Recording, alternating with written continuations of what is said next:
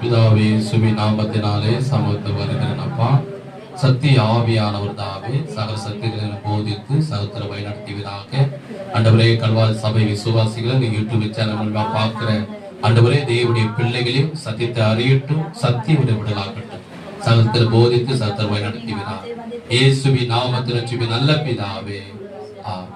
அல்லேலூயா.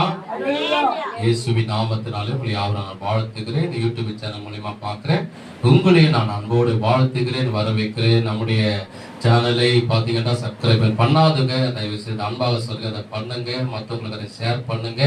ஏன்னா அது நிமித்தமாக நீங்க செய்கிற ஒளி, அது நிமித்தமாக அவர்கள் வசந்த மூலியமா ஆஸ்வதிக்கப்படுவார்கள்.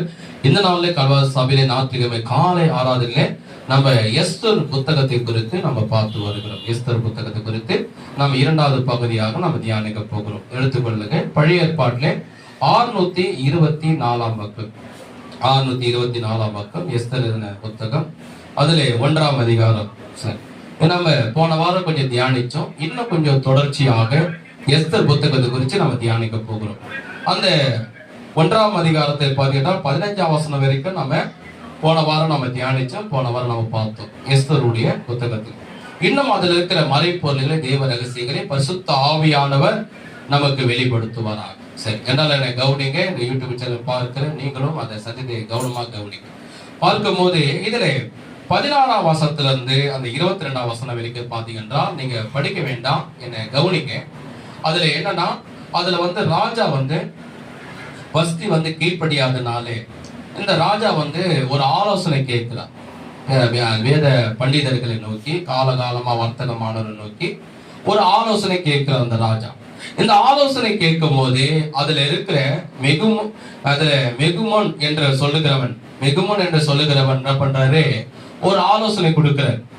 அந்த ஒரு ஆலோசனை என்ன ஆலோசனை கொடுக்கிறான்னா, ராஜா கொடுத்த கட்டளைக்கு வஸ்தி வரல. அதனால ராஜாக்கு மட்டுமல்ல, அந்த பகுதி முழுது நீங்க பாத்தீங்கன்னா இதுதான் பேசப்படுது.